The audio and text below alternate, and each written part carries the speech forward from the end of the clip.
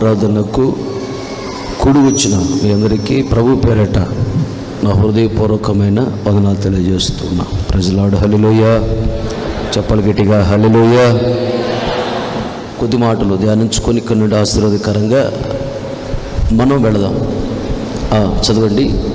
గలతీయులకు రాసిన పత్రిక 6వ అధ్యాయము 2వ వచనం. ఒకని భారములను ఒకడు భరించి ఇలాగు క్రీస్తు నియమమును పూర్తిగా నెరవేర్చుడి. చాలు. తలలో పైకెత్తి నా వైపు చూస్తూ నా మాటలు మీరు గమనించాలి. ఈ వాక్య భాగాన్ని గమనించినట్లయితే వాక్య భాగములో క్రీస్తు నియమమును నెరవేర్చండి అని అపోస్తలుడైన పౌలు గారు గలతీ పట్టణంలో ఉన్న సంఘానికి రాస్తూ ఉన్నాడు. ఏంటి నియమము? రోడ్డు మీద వెళ్ళేటప్పుడు కొన్ని నియమ నిబంధనలు ఉంటాయి, వాటిని పాటించాలి. తెల్లగీతలు వేస్తారు అంటే ముందు స్పీడ్ బ్రేకర్స్ ఉన్నాయని, ముందు టర్నింగ్ ఉన్నది అని బోర్డు పెడతాడు. అవే పట్టించుకోకుండా వెళ్ళిపోతే ఎదురుగా చెరువు ఉందో తెలియదు, కాలువ ఉందో తెలియదు, కొండ ఉందో తెలియదు, ప్రమాదం జరుగుతుంది. ఇప్పటి వరకు సన్నగా ఉన్నది రోడ్డు వెడల్పోతుంది, ముందు చూడండి, ముందు రోడ్డు బాగాలేదని. ఇలా బోర్డులు పెడతారు రోడ్డు మీద, అవి చూసి జాగ్రత్తగా వెళ్ళాలి. అవి చూడకుండా ఎట్లాంటి అట్లు బైకు కారుతో నడిపినట్లయితే యాక్సిడెంట్లు అవడానికి అవకాశం ఉంది. నియమ నిబంధనలు పాటించాలి. వాటిని రూల్స్ అండ్ రెగ్యులేషన్స్ అంటారు. బైబిల్లో ద లా ఆఫ్ క్రైస్ట్ అని రాయబడింది. క్రీస్తు యొక్క నియమము లేదా ఆజ్ఞ అని కూడా అనొచ్చు. బైబిల్లో ఇంచుమించుగా 6,000కు పైనే ఆజ్ఞలు ఉన్నాయి. తండ్రి అయిన దేవుడు వాటిని 10 ఆజ్ఞలుగా మార్చాడు. యేసయ్య వచ్చిన తర్వాత వాటిని 2 ఆజ్ఞలుగా మార్చాడు. ఈ 2 ఆజ్ఞలలో ఉన్న సారాంశం ఒకటే. ఏంటది? నీ పూర్ణ హృదయముతో,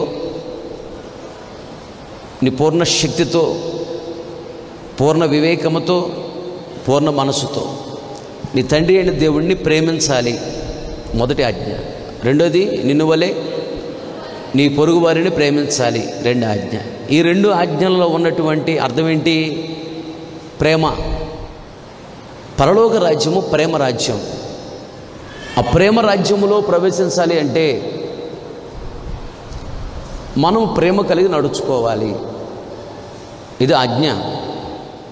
దేవుని ఆజ్ఞ ప్రకారం నడుచుకున్నట్లయితే 1000 తరాల వరకు దేవుడు ఆశీర్వదిస్తాడు. దేవుడు మాట తప్పడు. భక్తి చేస్తూ ముందుకు వెళుతున్నాం. దీవెన పొందలేకపోతూ ఉన్నాము అంటే తప్పు దేవుని వైపు ఎప్పుడు ఉండదు, మనలోనే ఏదో తప్పు ఉన్నది. ఆ లోపాన్ని సరిచేసుకున్నప్పుడు మనం దీవించబడతాం. ఆ లోపాన్ని మనము సరిచేసుకోవాలి. దేవుడు అన్యాయస్తుడు కాదు, నీతిగల న్యాయాధిపతి. ఆయన ఆశీర్వదిస్తాడు. ఆయన చెప్పిన రూల్ ప్రకారం మనం నడవాలి. మన రూల్ ప్రకారం దేవుడు నడవడు. కొన్ని సందర్భాల్లో తెలియక చిన్నపిల్లలాగా అలిగి ఉపవాసాలు ఉండి ఏడ్చి ప్రార్థన చేస్తుంటారు. దేవుని చిత్తము వేరు. దేవుని ఇష్టాన్ని మనం నెరవేర్చాలి, మన ఇష్టాన్ని దేవుడు నెరవేర్చు. అయినా మనకు తెలియదు. కొన్ని సందర్భాల్లో మనము కీడుని మేలు అనుకుంటాం, మేలుని కీడు అనుకుంటాం. మేలేదో కీడేదో ఆయనకి తెలుసు, మనకి మేలే చేస్తాడు. దేవుణ్ణి ఏది అడిగినా, దేవా నీకు ఇష్టమైతే నాకు ఇవ్వు, నీకు ఇష్టం లేకపోతే నాకు వద్దు అడగాలి. మీ చిత్తమైతే ఇది చేయండి, మీ చిత్తము కాకపోతే చేయొద్దు అని అడగాలి. దేవుడు చాలా సంతోషిస్తాడు. 1000 తరాల వరకు దేవుడు ఆశీర్వదిస్తాడు. నీదొక తరం, నీ కుమారుడు 2వ తరం, నీ మనవడు 3వ తరం, నీ ముది మనవడు 4వ తరం. అలా 1000 తరాల వరకు దేవుడు కరుణిస్తాడు, ఆశీర్వదిస్తాడంట. ఆయన నియమం ప్రకారము నడుచుకున్నప్పుడు. ఏంటి ఆయన నియమములు అని గమనించినట్లయితే ఒకటి చెప్పాడు అక్కడ. ఒకని భారములు ఒకడు భరించాలి, ఇది క్రీస్తు నియమము అన్నాడు. అనగా సహోదరులు 2 రకాలు. ఒకటి, నీ రక్త సంబంధికులు ఉన్నారు, వాళ్ళు నీ సహోదరులు. ఇక్కడ ఉన్న వాళ్ళందరూ మన సహోదరులే. ఎలా? యేసయ్య మన తండ్రి, మనం ఆయన పిల్లలం, మనందరూ సహోదరులమే, మనం ఆత్మ సంబంధులము. సహోదరులలో ఎవరికైనా ఏదైనా ఇబ్బంది కలిగిందా? అప్పుల్లో ఉన్నారా? రోగాల్లో ఉన్నారా? సమస్యల్లో ఉన్నారా? దుఃఖాలలో ఉన్నారా? కన్యలలో ఉన్నారా? సహోదరులు గుర్తుపట్టి వాళ్ళని ఆదరించు, ఓదార్చు, బలపరచు, తృప్తిపరచు, సేద తీర్చు. డబ్బు సహాయం చేయగలవా? చెయ్యి. మాట సహాయం చేయగలవా? చెయ్యి. ఇవి ఏమి చేయలేకపోయినా వాడు సమస్యలు ఉన్నారయ్యా, వారిని సమస్య నుంచి విడిపించారు, భారం కలిగి ప్రార్థన చేయి. ఇలా ఒకని భారములు ఒకడు భరించాలంట. ఇది క్రీస్తు నియమం అంటే. సరే, వాడు చర్చికి రాలేదని తెలిసింది. ఎందుకు రాలేదు అంటే ఛార్జీకి డబ్బులు లేవని. నిజంగానే ఛార్జీకి డబ్బులు లేకపోతే రావట్లేదంటే ఓకే, దేవుడు కూడా క్షమిస్తాడు. డబ్బులు ఉండి కూడా ఇంకేదో కారణాలు మనసులో పెట్టుకొని పైకి మాత్రం డబ్బులు లేవు, రావట్లేదు అని చెప్తే దేవుడికి క్షమించడు. నువ్వు నిజం చెప్తున్నావు, అబద్ధం చెబుతున్నావు, దేవుడికి తెలుసు. సరే, ఏంటమ్మా చర్చి రావట్లేదంటే డబ్బులు లేక ఆదివారం రాలేదక్క అందా? నీ దగ్గర ఉన్నాయా? ఇవ్వు. సరే, ఉన్నప్పుడు ఇదిగోని లెక్క అని. అప్పుడు దేవుడు నీకు సహాయం చేస్తాడు. పేదలను కనికరించేవాడు యెహోవాకు అప్పిచ్చువాడు. దానికి దేవుడు ప్రతి ఉపకారం చేస్తాడంట. నువ్వు ఇచ్చేది ఒకటి, దేవుడు నీకు ఇచ్చేది 1000. అది గుర్తుపెట్టుకో.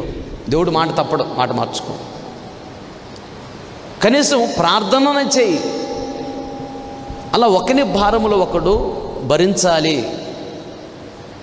శత్రువులైనా కొన్ని సందర్భాలలో వాళ్ళు శత్రువులకు ప్రవర్తిస్తున్నా వారికి ప్రార్థన చేయి, వాళ్ళ మేలు జరగాలని. వాళ్ళని దీవిస్తాడు, తర్వాత దేవుడు నిన్ను దీవిస్తాడు.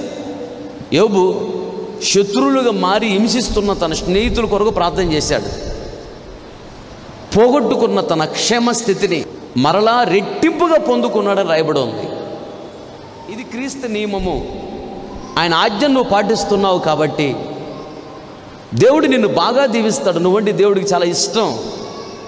అలా చేయాలి.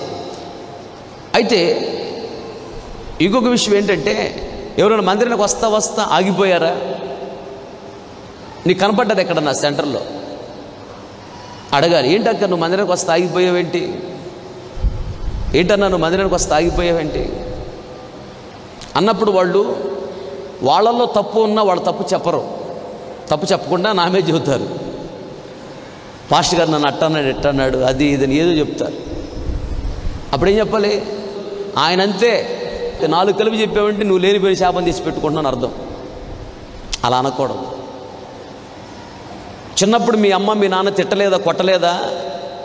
ఇల్లు ఇడిచిపెట్టి వెళ్ళిపోయావా? ఇంట్లోనే ఉన్నావుగా, బాగానే ఉన్నావుగా. ఈ శరీరానికి తల్లిదండ్రులు వాళ్ళు, కానీ ఆత్మక తల్లిదండ్రులు ఎవరు? దైవ సేవకులే కదా. ఉపవాసం ఉంటేనే నీరసం. ఒకటి, నిలబడటం ఇంకా ఓపిక ఉండదు. మూడోది, వాక్యం చెప్పాలి అరిచేరిచి.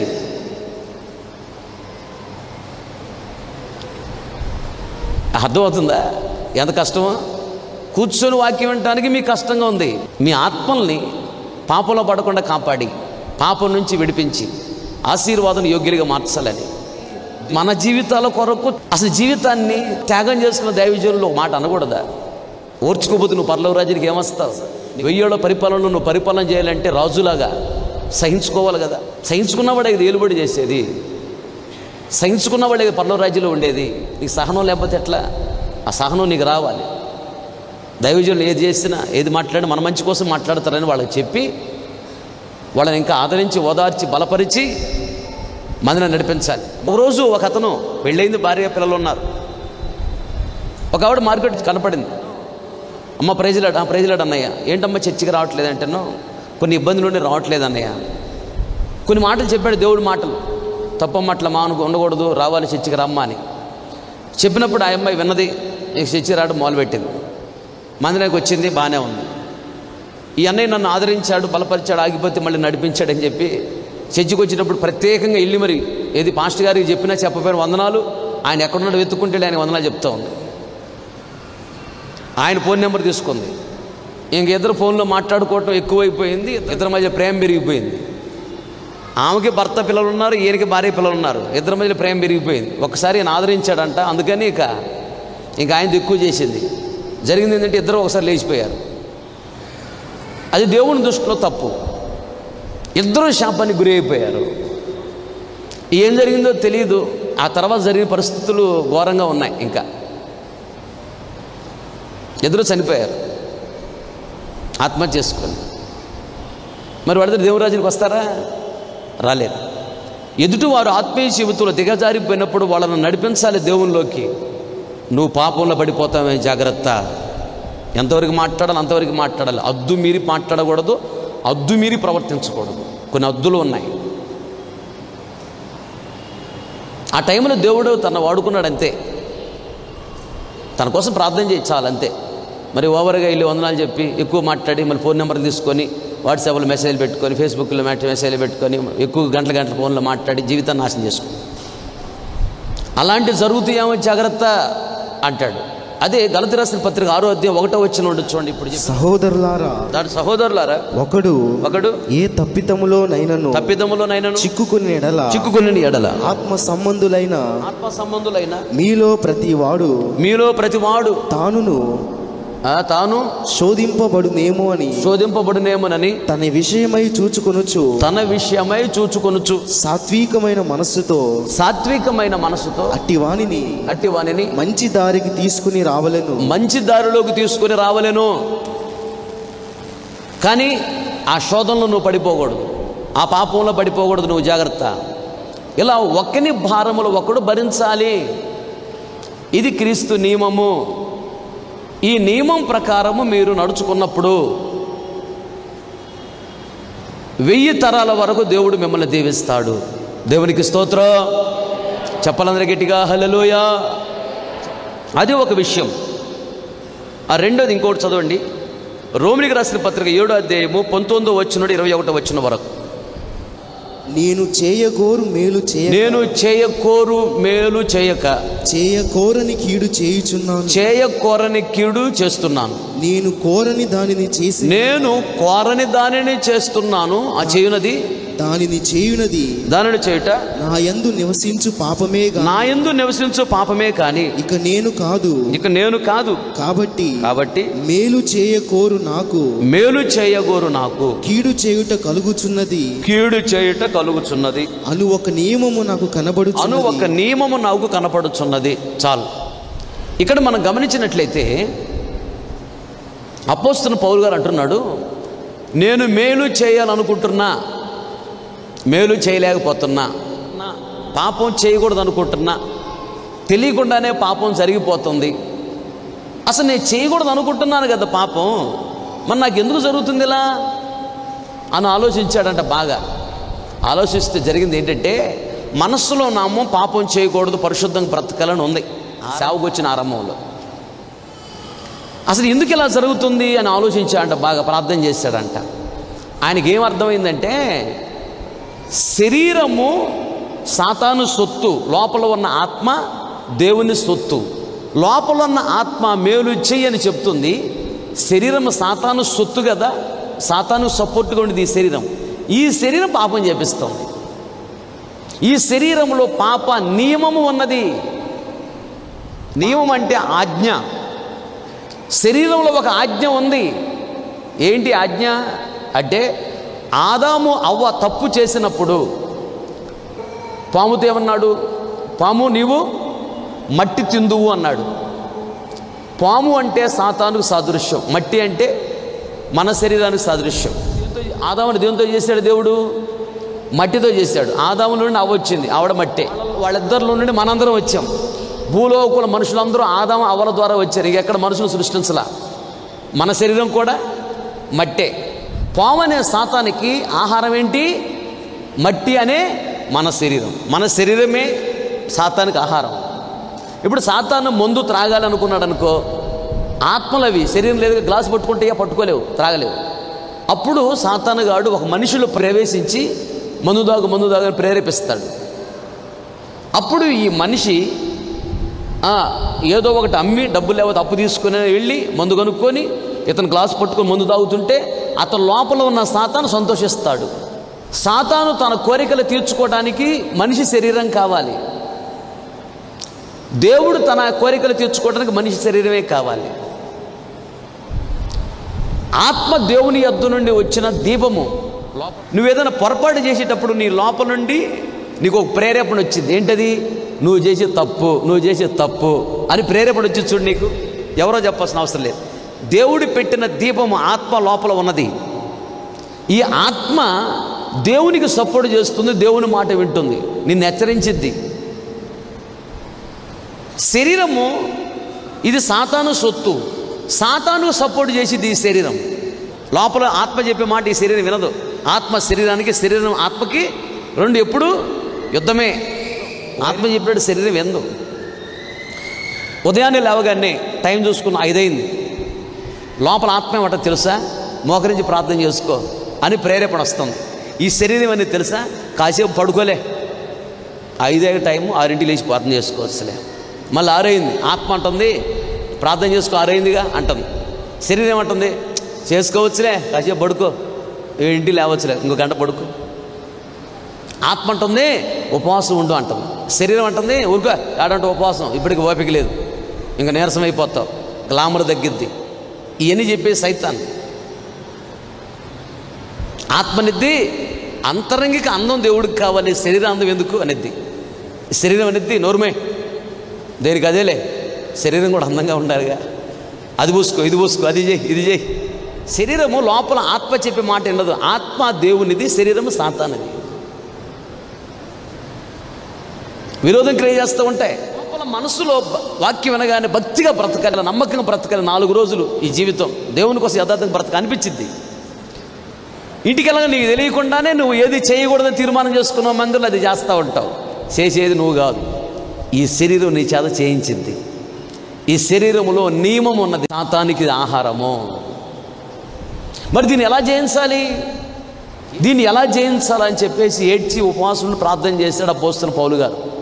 బలమైన పరిశుద్ధాత్మ అభిషేకాన్ని ఇచ్చాడు దేవుడు.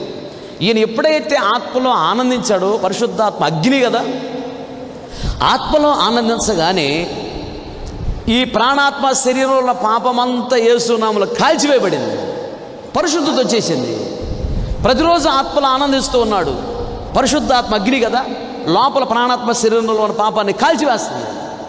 పరిశుద్ధాత్మ దేవుడు ఎప్పుడైతే లోపలికి వచ్చాడో, ఈయన ఏది చేయాలనుకుంటే మంచి అది చేసేస్తున్నాడు, ఏ చెడు చేయకూడదు అనుకుంటున్నాడో అది చేయటంలా. లోపల పరిశుద్ధాత్మ దేవుడు ఉన్నాడు కదా. ఈ పరిశుద్ధాత్మ దేవుని యొక్క నియమము ఏంటంటే, దేవునికి ఇష్టమైనవి చేయాలి, దేవునికి ఇష్టం లేనివి చేయకూడదు. ఇది పరిశుద్ధాత్మ నియమము.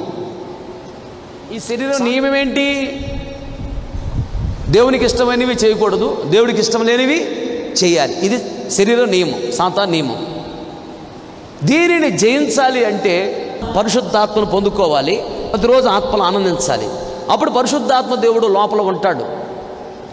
ఉండి దేవునికి ఇష్టమైనది చేసి దేవుడిని సంతోషపెడతావు, దేవునికి ఇష్టం లేని దాన్ని విడిచిపెడతావు.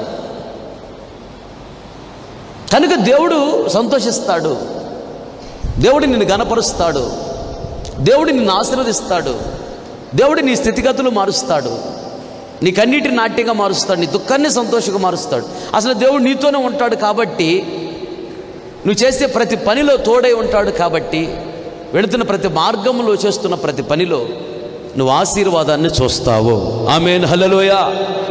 చదవండి 8వ అధ్యాయము రోమిలికి రాసిన పత్రిక 2వ వచనం చూడండి. క్రీస్తు యేసునందు జీవమునిచ్చు ఆత్మ యొక్క నియమము, అదుగో ఆత్మ యొక్క నియమము పాప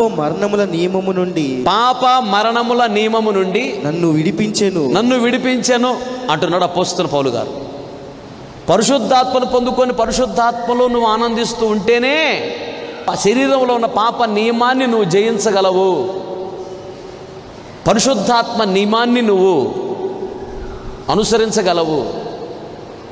కనుక నియమమును నెరవేర్చండి అంటున్నాడు. 1, సహోదరులు ఒకరి పట్ల ఒకరు భారము కలిగి ప్రవర్తించాలి, ఒకని భారములు ఒకడు భరించాలి, క్రీస్తు నియమము. 2, మనం ఏది చేయకూడదు అనుకుంటున్నామో సాతాను చేపిస్తాడు, ఏది చేయాలనుకుంటున్నామో అది చేయనివాడు సాతాను. ఇది సాతాను నియమము, శరీర నియమం. దీన్ని జయించాలంటే పరిశుద్ధాత్మను పొందుకొని పరిశుద్ధాత్మ నియమమును మనము కలిగి ఉండాలి. దేవునికి స్తోత్రం, హల్లెలూయా. దేవునికి ఇష్టమైనదే చేయగలము, దేవునికి ఇష్టం లేనిది చేయకుండా ఉండగలము. మూడోదిగా రోమిలికి రాసిన పత్రిక 13వ అధ్యాయము 1వ వచనం నుంచి 2వ వచనం వరకు, ప్రతివాడును పై అధికారులకు లోబడి ఉండవలెను. ఎలయనగా దేవుని వలన కలిగినది తప్ప, ఇది దేవుని వలన కలిగినది తప్ప మరి ఏ అధికారము లేదు. ఉన్న అధికారములు దేవుని వలననే నియమింపబడి ఉన్నవి. కాబట్టి అధికారమును ఎదిరించువాడు దేవుని నియమమును ఎదిరించుచున్నాడు. ఎదిరించువాడు తమ మీదకి తామే శిక్షను తెచ్చుకుంటున్నాడు. చాలు, తలల పైకెత్తి నా వైపు చూస్తూ నా మాటలు గమనించండి. పై అధికారులు ఉన్నారు, పై అధికారులు మాటకు లోబడాలి. ఇది దేవుడు పెట్టిన నియమము. జాగ్రత్తగా, పై అధికారులు 4 ఉన్నారు. ఒకటి, మన తండ్రి అనే దేవుడు, ఆయన మాటకు లోబడాలి. రెండోది, నీ ఆత్మకు తండ్రి, ఈ సంఘాన్ని నడిపించే దైవజనుడు, పై అధికారిగా దేవుడు నన్ను పెట్టాడు. ఇక్కడున్న సిస్టర్లకు కానీ, బ్రదర్లకు కానీ, విశ్వాసులకు కానీ అందరికీ పై అధికారి నేను. నా మాటకు నువ్వు లోబడాలి. ఇది క్రీస్తు నియమం. మూడో అధికారి, నీ తల్లిదండ్రులు ఉన్నారే, వాళ్ళు నీ పై అధికారులు. వాళ్ళ మాటకి నువ్వు లోబడాలి. అది వివేచించాలి. ఎవరో చెప్పిన మాటలు విని మంచి అనుకొని చెప్తారు, అది చెడు. వివేచించాలి. వివేచించి చేయాలా చేయకూడదు ఆలోచించాలి. 1 దేవుడు, 2 దైవజనుడు, 3 నీ తల్లిదండ్రులు, 4వదిగా స్త్రీలైతే నీ భర్త, నీ పై అధికారి. 5వదిగా నువ్వు ఉద్యోగం చేసే చోట, వ్యాపారం చేసే చోట, పంట పొలంకి వెళ్ళిన చోట నడిపించే వాళ్ళు ఉంటారే, వాళ్ళు నీ పై అధికారులు. అక్కడ వాళ్ళ మాటకి లోబడాలి. ఈ 5 రకాల అధికారులకు నువ్వు లోబడాలి. ఇది క్రీస్తు నియమము. ఈ నియమం ప్రకారం నడుచుకున్నప్పుడు దేవుడు సంతోషిస్తాడు, నిన్ను గణపరుస్తాడు, నిన్ను ఆశీర్వదిస్తాడు. అలా నడుచుకున్నటువంటి యోసేపు గొప్పవాడయ్యాడు, దానియేలు గొప్పవాడయ్యాడు. అలా నడుచుకున్నటువంటి మొర్దుకై గొప్పవాడయ్యాడు. ఎస్తేరు గొప్పగా ఉన్నది. అలా పై అధికారులకు లోబడితే అది నీకు గొప్ప దీవెన. లోబడి ఉండాలి. పై అధికారుగా దైవజనుడు ఇలా చేయాలి, ఇలా చేయకూడదని చెప్పినప్పుడు సిస్టర్స్ అయినా, బ్రదర్స్ అయినా, సేవకులైనా, విశ్వాసులైనా నేను చెప్పిన దానికి విరోధంగా చెప్పారా, వాళ్ళు క్రీస్తు నియమమును ఎదిరిస్తున్నారు. వాళ్ళ మీదకు వాళ్ళే శిక్ష తెచ్చిపెట్టుకుంటున్నారంట. నేను ఒకటి చెప్పినప్పుడు దానికి విరోధముగా నువ్వు ప్రవర్తించకూడదు, మాట్లాడకూడదు. అది క్రీస్తు నియమం. అసలు ఎదురు మాట్లాడక, ఎదురు చెప్పకూడదు. అది క్రీస్తు నియమం. దైవజనుడు మాటకు నువ్వు లోబడాలి. అది క్రీస్తు నియమము. అప్పుడు నువ్వు దీవించబడతావు. పై అధికారికి లోబడినటువంటి యోసేపు గొప్పవాడయ్యాడు. పై అధికారి దైవజనుడికి లోబడిన దావీదు గొప్పవాడయ్యాడు. ఇంకో మాట చూడు, యాకోబు పత్రిక 1వ అధ్యాయం 25-26 వచనాలు. అయితే స్వాతంత్ర్యమునిచ్చు సంపూర్ణమైన నియమములలో తేరి చూచి నిలకడగా ఉండువాడు ఎవడో వాడు విని మరుచువాడు కాక క్రియలు చేయువాడై ఉండి తన క్రియలలో ధన్యుడగును. చాలు. ఇక్కడ మనం గమనించినట్లయితే ఒక మాట ఉన్నది, సంపూర్ణమైన నియమాలు ఉన్నాయి. స్వతంత్రంగా ఉండటం అనేది దేవుడిచ్చిన నియమము. ఉదాహరణకి స్వతంత్రం అంటే, నీ కుమారుడు నీ బీరువా ఓపెన్ చేస్తాడు. చంపుతావా, కొడతావా, కేసు పెడతావా? పెట్టవు కదా. నీ కుమారుడు ఫ్రిడ్జ్ తీసి ఫ్రిడ్జ్లో తీసుకొని తింటాడు. కేసు పెడతావా, కొడతావా, చంపేస్తావా? బయట వాళ్ళు వచ్చి నీ బీరువా తాళాలు తీస్తే ఒప్పుకుంటావా? అదేంటి, బయట వాళ్ళ అబ్బాయి వచ్చి బీరువా తాళం తీస్తే ఒప్పుకోవు. ఇతను నీ కుమారుడు కాబట్టి ఇతనికి స్వాతంత్ర్యము అధికారము ఉన్నది, బయట వాళ్ళకి స్వాతంత్ర్యము లేదు. నీ కుమారుడు కాబట్టి స్వాతంత్రం ఉంది. అవ్వ ఆదాములను కూడా దేవుడు స్వతంత్రులుగా సృష్టించాడు. సమస్త సృష్టి మీద అధికారం ఇచ్చాడు, స్వతంత్రం ఇచ్చాడు. కానీ వాళ్ళకి వివేచన జ్ఞానం లేకుండా పోయింది, ఏది చేయాలి ఏది చేయకూడదా అని. ఆయన పిల్లలమైన మనకి స్వతంత్రం ఇచ్చాడు అన్నిటి మీద. జ్ఞానము కలిగి ఏది చేయాలి ఏది చేయకూడదు నీ వివేచన జ్ఞానం కలిగి జాగ్రత్తగా నడవాలి. అన్నీ చేయటానికి స్వాతంత్రం కలదు నాకు అంటాడు అపోస్తలుడు పౌలు గారు.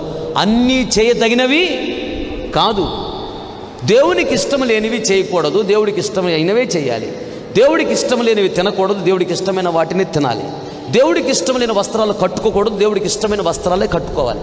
దేవునికి ఇష్టం లేని స్నేహాలు చేయకూడదు, దేవుడికి ఇష్టమైన స్నేహాలే చేయాలి. దేవునికి ఇష్టము లేని చోట కూర్చోకూడదు, దేవుడికి ఇష్టమైన చోటే కూర్చోవాలి. అన్నీ చేయడానికి స్వాతంత్రం ఇచ్చాడు, కానీ వివేచన జ్ఞానం కూడా ఇచ్చాడు. ఏది చేయాలి ఏది చేయకూడదు మన వివేచన జ్ఞానం కలిగి ప్రవర్తించాలి. ఇది దేవుడు ఇచ్చిన నియమము మనకి. అయితే ఈ నియమములో నిలబడాలి అంటాడు. ఎలా నిలబడాలి అంటే వాక్యం విని ఈ చెవులో గుండా విని ఈ చెవులో గుండా విడిచిపెట్టడం కాదు. వాక్యాన్ని వినాలి, వాక్యాన్ని గుండెల్లో దాచిపెట్టుకోవాలి. వాక్యానుసారంగా జీవించే కృప నాకు ఇవ్వని దేవుణ్ణి ప్రతిరోజు అడగాలి. వాక్యానుసారంగా జీవించడం ప్రారంభించాలి. వాక్యాన్ని విన్నవారు కాదు నీతిమంతులు, వాక్యానుసారంగా జీవించేవారే నీతిమంతులు. వాక్యానుసారంగా జీవించాలి, ఇది దేవుని నియమము. అలాగే 26వ వచనం, ఎవడైనను నోటికి కళ్ళెము పెట్టుకొనక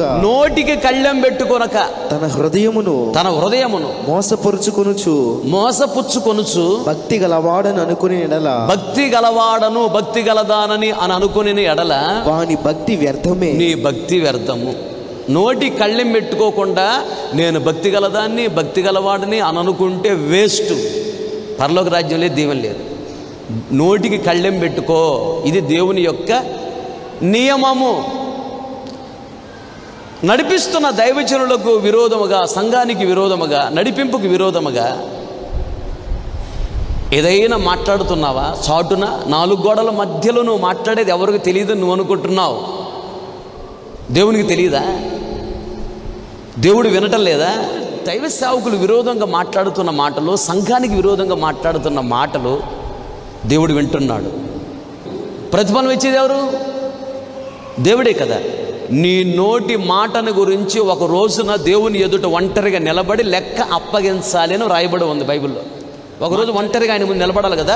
నిలబడ్డప్పుడు ఆయన అడుగుతాడు, పలానా సంవత్సరంలో పలానా గురువారమో ఇన్నో తారీఖుకి ఇన్ని గంటలకి ఇన్ని నిమిషాలకి రాత్రి లేదా పగలు నువ్వు ఇలా మాట్లాడావు కదా సంఘానికి సేవకులకు విరోధంగా, ఎందుకు మాట్లాడావు? నీకు అంత అవసరమా? అసలు నువ్వెవరివి? నిన్నే స్థానంలో పెట్టాను నేను. నీ పైన అధికారం ఉన్నాడు కదా, అతను చూసుకుంటాడు, అతను మాట్లాడతాడు కదా. నీవెందుకు మాట్లాడావు? నీకేం పని? నీకు నేను అధికారం ఇచ్చానా? ఎందుకు విరోధంగా మాట్లాడావు అడుగుతాడు. ఏం చెప్తావు సమాధానం?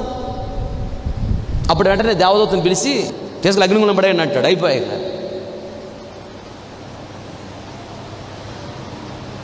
అయ్యా నీ పేర నేను అద్భుతాలు చేయలేదు, ఆశ్చర్యకారాలు చేయలేదు. అక్రమము చేయువారులారా నా యొద్ద నుండి తొలగిపోండి అంటాడంట. నువ్వెవరో నాకు తెలియదు అంటాడండి. సంఘానికి విరోధంగా ప్రవర్తించడం, మాట్లాడటం అక్రమం. దేవుడు ఏర్పాటు చేసుకున్న సంఘం ఇది, నాది కాదు, దేవుని సంఘం. సమస్తం ఇది దేవునిదే, నాది ఏమీ లేదు. ఇక్కడ ఏదన్నా ఉంటే దేవునికి ఇచ్చామా? అది దేవునిది. దేవుడికి ఇచ్చిన తర్వాత ఇక మంద కాదు అది. కానుక డబ్బులు కానుక వేసిన తర్వాత నీది, అది ఎవరిది? అది దేవునిది. అది నువ్వు ఈ మందిరానికి స్థలానికి ఏదైనా ఇచ్చావా? అది దేవునిది. దేవునికి ఇచ్చేసి అయిపోయింది.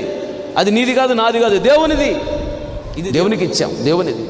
విరోధంగా మాట్లాడకూడదు. నువ్వు మాట్లాడే ప్రతి మాట దేవుడి దగ్గర రికార్డింగ్ అవుతుంది. జాగ్రత్త. నువ్వు ఆయన ముందు నిలబడాలి, అప్పుడు అన్ని లెక్క అడుగుతాడు. అందుకని నోటి కళ్ళెం పెట్టుకో, జాగ్రత్తగా మాట్లాడు. సమర్పించుకున్న దైవజనుడి గురించి విరోధంగా మాట్లాడేది అది శాపం. అభిషేకించబడిన దైవజనుడుకు కీడు చేయకూడదని బైబిల్లో రాయబడి ఉన్నది. కీడు చేయొద్దని దేవుడు గద్దించాడంట. దైవజనుడు నీ కుటుంబానికి మేలు చేస్తున్నాడు, దైవజనుడికి కీడు చేస్తావా? మేలు చేసే వాళ్ళకి కీడు చేస్తే ఏమైందంట?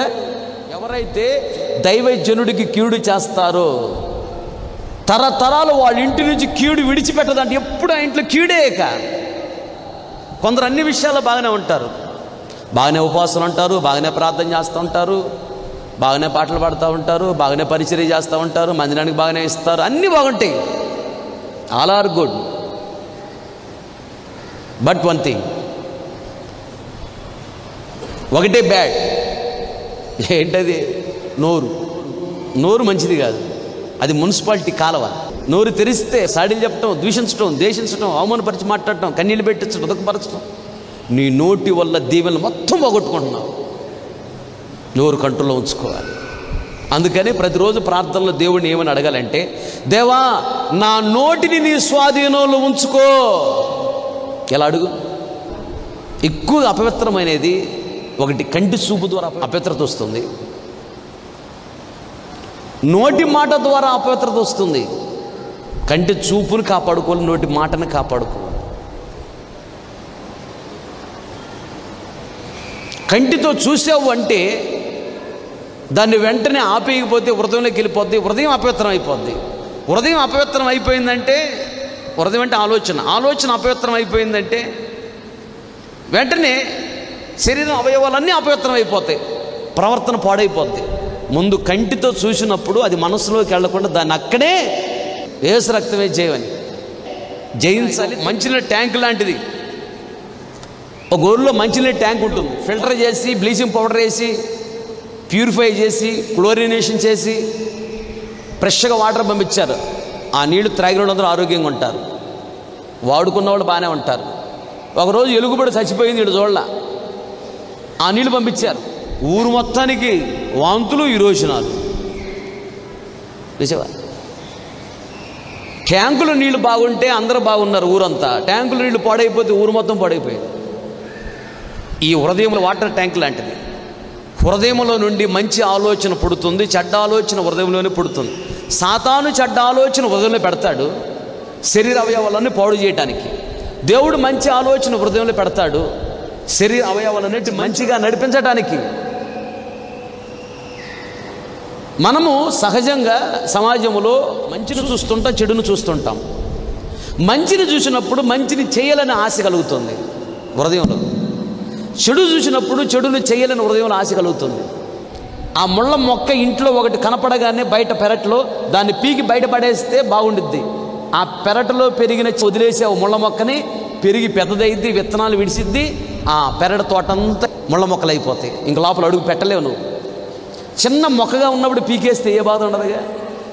చెడును అనుకోకుండా అనాలోచితంగా చూసావు, చూడగానే వెంటనే చీ అని మనసును అనుకొని పాటను మనసులో పెట్టుకున్న పాటలో ఉన్న అర్థాన్ని ధ్యానించుకుంటూ పాట పాడుకుంటూ నువ్వు వెళ్ళిపోతే దాన్ని గద్దించి చెడుని మనసంతా బాగుండిద్ది, హృదయం బాగుండిద్ది, ప్రవర్తన బాగుండిద్ది, దీవెనలకు యోగ్యులుగా ఉంటాం, దేవుడి దీవెనలు పొందుకుంటాం. అలా కాకుండా చెడును చూసినప్పుడు దాని గురించి ఆలోచించావు హృదయంలో, ఇక శరీరంలో అన్ని అవయవాలు పాడైపోతాయి. చూపు మారిపోద్ది, మాట మారిపోద్ది, ఆలోచన మారిపోద్ది, ప్రవర్తన మారిపోద్ది, నడక మారిపోద్ది, అన్నీ మారిపోతాయి. దేవుడికి ఇష్టం లేని పద్ధతులన్నీ వచ్చేస్తే జీవిత నాశనం అయిపోద్ది.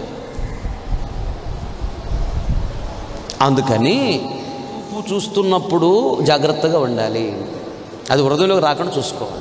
కంటి చూపుని జాగ్రత్తగా కాపాడుకోవాలి, నోటి మాటను కాపాడుకోవాలి. నోరుంది నెట్టబడితే అట్ట మాట్లాడితే అనవసరంగా నువ్వు దీవెనలన్నీ పోగొట్టుకుంటున్నావు.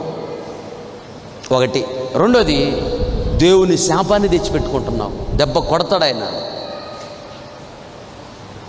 జాగ్రత్తగా ఉండాలి.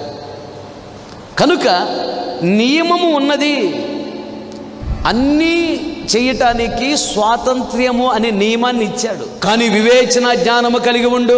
ఏది చేయాలో ఏది చేయకూడదు కొంచెం ఆలోచించు, ఏది మాట్లాడాలి ఏది మాట్లాడకూడదు ఆలోచించు. దేవుని వాక్యానుసారంగా ఉన్నదా నీ చూపు, దేవుని వాక్యానుసారంగా ఉన్నదా మన మాట అని ఒకసారి ఆలోచించుకొని జాగ్రత్త పడి ముందుకు వెళితే దేవుళ్ళన్నీ నీవే. ప్రజలాడు హల్లెలూయా. దేవుడు నీతో ఉండటానికి ఇష్టపడతాడు, నీలో ఉండటానికి ఇష్టపడతాడు, నీ వ్యాపారంలో ఉండటానికి ఇష్టపడతాడు, నీ ఉద్యోగులు ఉండటానికి ఇష్టపడతాడు, నీ పంట పొలాల్లో నీతో వస్తాడు, నీ చదువుల్లో దేవుడు నీతో ఉంటాడు.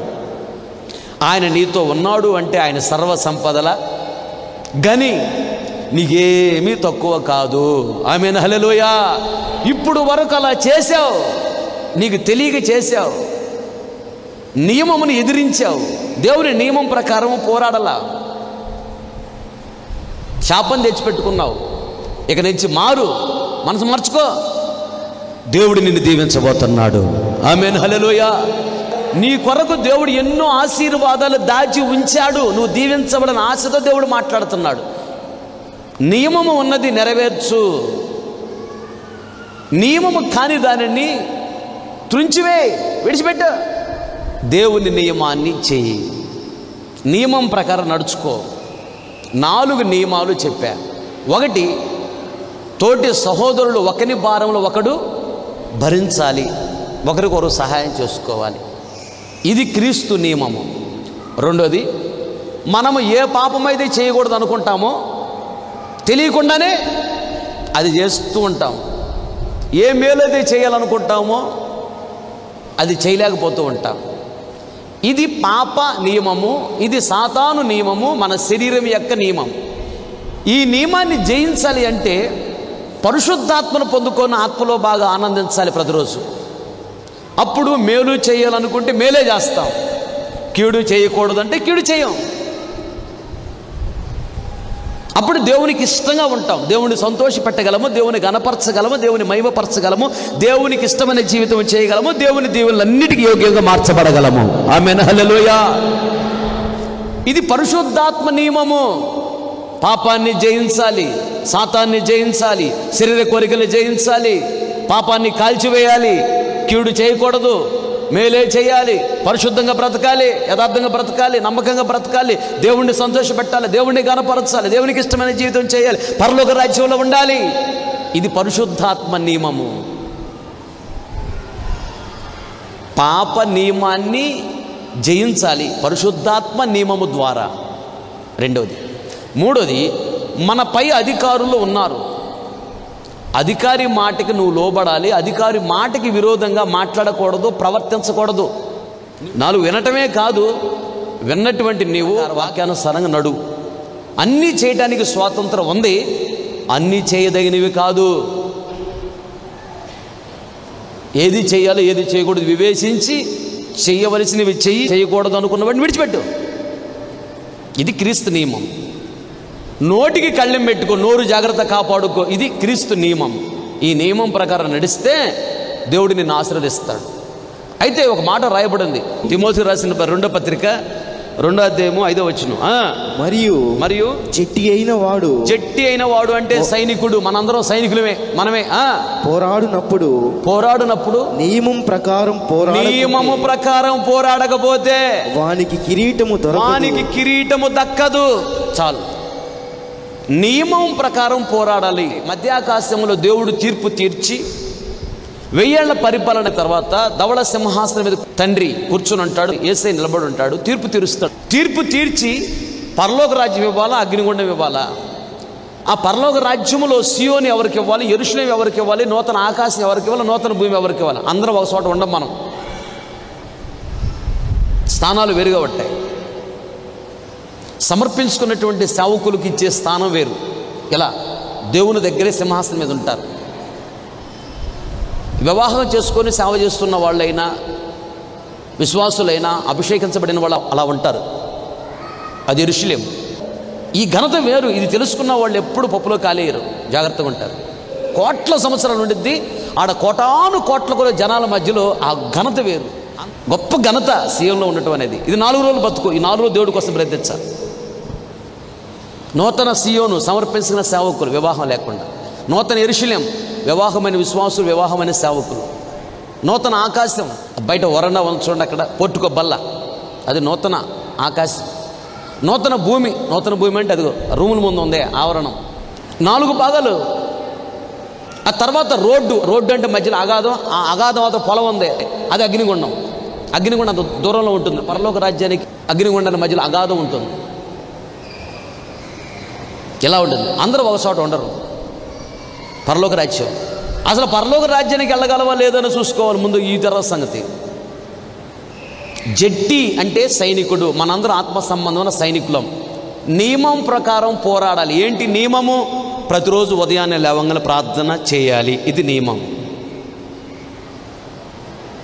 సమయం దొరికినప్పుడు మధ్యాహ్నం తప్పనిసరిగా బైబిల్ చదవాలి. అది నియమం. ప్రతిరోజు సాయంత్రం నువ్వు ప్రార్థన చేసుకోవాలి. అది నియమం. ప్రతి ఆదివారం తప్పనిసరిగా మందిరానికి రావాలి. అది నియమం. పరిశుద్ధాత్మ కొడుకుకి నువ్వు రావాలి. అక్కడ చిన్నపిల్లడు వచ్చాడే పెద్దోడు వచ్చాడే కాదు, పరిశుద్ధాత్మ చేత నడిపించబడి వాళ్ళే వస్తారు. అది నియమం. పరిశుద్ధాత్మ కొడుకులో నువ్వు ఉండాలి. సంపూర్ణ ఉపవాస ప్రార్థన నెలకు ఒకసారి నియమం. దాంట్లో నువ్వు ఉండాలి. ఆదివారం ఆరాధన తప్పనిసరిగా ఉండాలి. అది నియమం. ఇంచుమించుగా స్త్రీల కొరకు బుధవారం ఏర్పాటు చేసాం. ఇక్కడ రాలేకపోతున్నారని శుక్రవారం అక్కడ ఏర్పాటు చేసాం. శుక్రవారం అక్కడ జరిగింది. ప్రార్థనలో ఉండండి. అది మీకు గొప్ప దీవెన. ఆత్మ ప్రేరణతో ఏర్పాటు చేసిన నియమాలు ఇవి.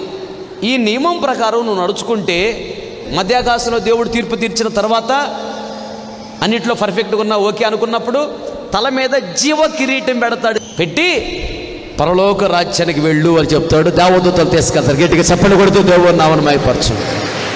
ఎన్ని యుగాలైనా ఎన్ని కోట్ల సంవత్సరాలైనా కన్నీళ్ళు లేవు, అప్పులు లేవు, రోగాలు లేవు, నిందలు లేవు, అవమానం లేవు. అది నిజమైన దీవెన. ఈ లోకములో ఉన్నవన్నీ నిజమైన దీవెనలకు కాదు. 4 రోజులు బ్రతకడం కొరకే ఇవి కాదు. అది నిజమైన దీవెన. ఎన్ని కోట్ల సంవత్సరాలైనా గొప్ప సంతోషం.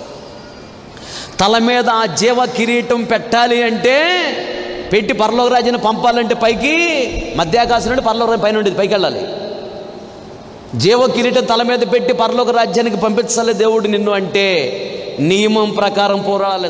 ప్రతిరోజు సాయంత్రం మీరు ఇంట్లో వాళ్ళందరూ కూర్చొని 2-3 పాటలు పాడుకొని బైబిల్ చదువుకొని ప్రార్థన చేసుకోవాలి. ఇది నియమం. ఈ నియమం ప్రకారము ఎవరైతే నడుచుకుంటారో వాళ్ళు దీవించబడతారు. వాళ్ళ ఇంట్లో దేవుడు ఉంటాడు. మధ్యాకాశంలో తీర్పు తీర్చినప్పుడు దేవుడు తల మీద కిరీటం పెట్టి పరలోక రాజ్యాన్ని పంపిస్తాడు. దేవునికి స్తోత్రం, హల్లెలూయా. నియమం ప్రకారం పోరాడకపోతే కిరీటము దక్కదు. జాగ్రత్త. కిరీటం కొరకు మనం ప్రయాసపడేది. ఏదో అప్పులు తీరాల మందిరానికి వస్తున్నావా, రోగం దగ్గర మందిరానికి వస్తున్నావా, పిల్లకి పెళ్లి కావాలని మందిరానికి వస్తున్నావా, ఇల్లు కట్టుకోవాలి మందిరానికి వస్తున్నావా, ఉద్యోగం కోసం మందిరానికి వస్తున్నావా, నీ నిరీక్షణ వేస్ట్. ఇవి నువ్వు అడగకపోయినా దేవుడు ఇస్తాడు. దీని కొరకు నువ్వు మందిరానికి రావాల్సింది. నేను సరిపోయినప్పుడు పరలోక రాజ్యంలో ఉండాలి. అమ్మో అగ్నిగుండానికి వెళ్ళకూడదు. మధ్యాకాశంలో తీర్పు తీర్చేటప్పుడు దేవుని ముందు నేను యథార్థంగా ఉండాలి. ఆయన కిరీటం నా తల మీద పెట్టాలి. నేను పరలోక రాజ్యానికి వెళ్ళాలి. దేవునికి స్తోత్రం, హల్లెలూయా. ఈ నిరీక్షణ ఉండాలి నీకు. దాని కొరకు మనం ప్రయాసపడే మొకరొచ్చిన ప్రార్థన చేస్తున్నా. నిత్య నివాసి స్తోత్రం. ఎంతైనా నమ్మదగిన దేవుడవు కదా. ఈ మధ్యాహ్న కాల సమయంలో ఆత్మస్వరూపి మా మధ్యకి దిగివచ్చి మీ దాసుడుగా నన్ను మరుగుపరచి సంఘముతో బహుతేటగా సూటిగా ఆదరిస్తూ ఓదారుస్తూ బలపరుస్తూ తృప్తిపరుస్తూ సేద తీరుస్తూ హెచ్చరిస్తూ మీరు మాట్లాడిన ప్రతి మాటను బట్టి స్తోత్రము స్తోత్రము స్తోత్రము దేవా, నీకు స్తోత్రం. దేవా, నియమమును నెరవేర్చే వారముగా మేము ఉండాలని మమ్మల్ని హెచ్చరిస్తూ మీరు మాట్లాడారు ప్రభువా. ఒకటి, సహోదరులు ఒక్కని పట్ల ఒకటి భారము కలిగి ప్రవర్తించాలని, మాట సహాయం చేయాలని, లేదా చేత సహాయం చేయాలని, కనీసం ప్రార్థనా సహాయం చేయాలని, ఆత్మీయ జీవితంలో ఆగిపోయిన వారు దిగజారిపోయిన వారిని మరలా సంఘాన్ని నడిపించాలని, కానీ పాపంలో పడకుండా జాగ్రత్తగా కాపాడుకోవాలని, ఆగిపోయిన వారిని నడిపించాలని, సమస్యలో ఉన్నవారికి సాటిన సహాయం చేయాలని. ఇది క్రీస్తు నియమము. ఈ నియమాన్ని పాటించాలి. ఇది ఆజ్ఞ. ఇలా పాటించిన వారు 1000 తరాల వరకు కరుణించబడతారు, ఆశీర్వదించబడతారని మాట్లాడినందుకు స్తోత్రం. రెండోదిగా అపోస్తలుడు పౌలు గారు జీవితాన్ని మా ముందు ఉంచారు. ఏది చేయకూడదు అనుకుంటున్నాను అదే చేస్తున్నానని, ఏది చేయాలనుకుంటున్నాను అది చేయలేకపోతున్నానని, ఏది చేయకూడదు అనుకో అది చేస్తుంది నేను కాదు, నా శరీరం ఉన్న పాపమే, పాప నియమము శరీరంలో ఒకటి ఉన్నట్లు గమనిస్తున్నాను అంటున్నాడు. అలాంటి వాడు పరిశుద్ధాత్మ అభిషేకాన్ని పొందుకొని ఆత్మలో రోజు బాగా ఆనందించి ఈ శరీరంలో పాప నియమాన్ని జయించి నీకు ఇష్టమైన వాటిని చేస్తాడని, నీకు ఇష్టం లేని వాటిని చేయకుండా ఆగాడని, నేను సంతోషపెట్టాడని, నేను గణపరిచాడని, నేను మహిమపరిచాడని, అలా చేసి పాప నియమాన్ని జయించి ఆత్మ నియమాన్ని నెరవేర్చి మీ రాజ్యంలో ప్రవేశించాడని, నేను క్రీస్తుని పోలి నడుచుకున్న ప్రకారం నన్ను పోలి నడుచుకోండి ధైర్యంగా చెప్పగలిగాడని అలా చెప్పగలగాలని దేవా మీరు మాతో మాట్లాడినందుకు స్తోత్రం. మూడోదిగా పై అధికారులు మీరు ఏర్పాటు చేశారు దేవా. మీరే మాకు పై అధికారిగా ఉన్నారు. సంఘాన్ని నడిపించడానికి సంఘానికి అధికారిగా సేవకుడిని మీరు ఏర్పాటు చేశారు. ఆ సేవకుడు మాట ప్రకారం నడవాలని, సేవకుని మాటకి విరోధముగా ప్రవర్తించకూడదు, మాట్లాడకూడదని, అలా మాట్లాడేవాళ్ళు సేవకులైన విశ్వాసులైన తమ మీదకి తామే శాపాన్ని తెచ్చిపెట్టుకుంటున్నారని దేవా మీ నియమముని ఎదిరిస్తున్నారు, మిమ్మల్ని ఎదిరిస్తున్నారు వాళ్ళని. అలా ఉండకూడదని ప్రభు మీరు మాట్లాడినందుకు స్తోత్రం. నాలుగోదిగా అన్నీ మాట్లాడటానికి స్వాతంత్రం ఉన్నది. ఇది సంపూర్ణ నియమం. అన్నీ చేయడానికి స్వాతంత్రం ఉన్నది. కానీ అన్నీ చేయదగినవి కాదు, అన్నీ మాట్లాడదగినవి కాదు. వివేచన జ్ఞానము కలిగి ఏది చేయాలి, ఏది చేయకూడదు, ఏది మాట్లాడాలి, ఏది మాట్లాడకూడదు, ఏది తినాలి, ఏది తినకూడదు, ఏది కట్టుకోలేదు, కట్టుకోకూడదు, వివేచన జ్ఞానము కలిగి ప్రవర్తించాలని, ఇది సంపూర్ణ నియమమని మీరు మాతో మాట్లాడరయ్యా, స్తోత్రం. ఐదోదిగా నియమం ప్రకారం పోరాడాలని. జట్టి అయినవాడు నియమం ప్రకారం పోరాడకపోతే కిరీటము దక్కదు అన్నారు. భూలోకంలో ఉన్న ఆత్మ సంబంధమైన సైనికులం మేము. నియమం ప్రకారం పోరాడాలని ప్రతిరోజు ఉదయం ప్రార్థన చేయాలి, వీలైతే మధ్యాహ్నం సాయంత్రం కూడా ప్రార్థన చేయాలి, ప్రతిరోజు బైబిల్ చదవాలి, వాక్యాన్ని ధ్యానించాలి, ప్రతి ఆదివారం మందిరంలో ఉండాలని, ప్రతి శనివారం పరిశుద్ధాత్మ గుడికి రావాలని, ప్రతి సంపూర్ణ ఉపవాస ప్రార్థనలో ఉండాలని, ప్రతి స్త్రీల కొడుకులు ప్రతి బుధవారము శుక్రవారం ఏర్పాటు చేస్తున్న ఉపవాస ప్రార్థనలో ఉండాలని, ఇది నియమమని, ఈ నియమం ప్రకారం పోరాడితేనే రేపు మధ్యాకాశంలో కిరీటము దక్కుతుందని, అక్కడ నుంచి పరలోక రాజ్యాన్ని మేము వెళ్ళగలమని తేటగా మీరు మాట్లాడినందుకు వస్తాం. విత్తబడి వాక్యం వదా కాకూడదు ఉన్న ప్రతి గుండెల వాక్యాన్ని స్థిరపరచండి అయ్యా. వాక్యానుసారమైన జీవితం అనుగ్రహించండి దేవా. పశ్చాత్తాప కన్నీటాత్మను కుమరించండి, మనునెత్తర వెలిగించండి, భయభక్తి చేత నింపండి, కృతజ్ఞత చేత నింపండి అయ్యా. బయలుదేరి వెళుతున్నాను, మీ సన్నిధిని సముఖాన్ని తోడుగా ఉంచండి, సకాలంలో క్షేమంగా గమ్యము చేర్చి నీ ఘనమైన మై తెచ్చుకోమని యేసు నామములు అడిగి వేడుకొనుచున్నాము తండ్రి, ఆమేన్. మన తండ్రి అయిన దేవుని ప్రేమ, కుమారుడైన యేసుక్రీస్తు వారి కృప, పరిశుద్ధాత్మని అన్యోన్య సహవాసము, సన్నిధి, సముఖం చేరిన మనకును ప్రపంచంలో సకల కోటి పరిశుద్ధులందరకును మరి ముఖ్యముగా వాక్యాన్ని మీరు తీర్మానం చేసుకుని ప్రతి ఒక్కరు దృష్టి ఉంచి ఆశీర్వదించి అంతవరకు దేవుడు నడిపించును గాక. ఆమేన్. హల్లెలూయా, హల్లెలూయా, ఆమేన్. ఇంతటితో ఈ ఆదివారం ఆరాధన ముగించబడింది. ఓపికతో వాక్యం మీ అందరికీ ప్రభు పేరట నా హృదయపూర్వకమైన వందనాలు తెలియజేస్తున్నా.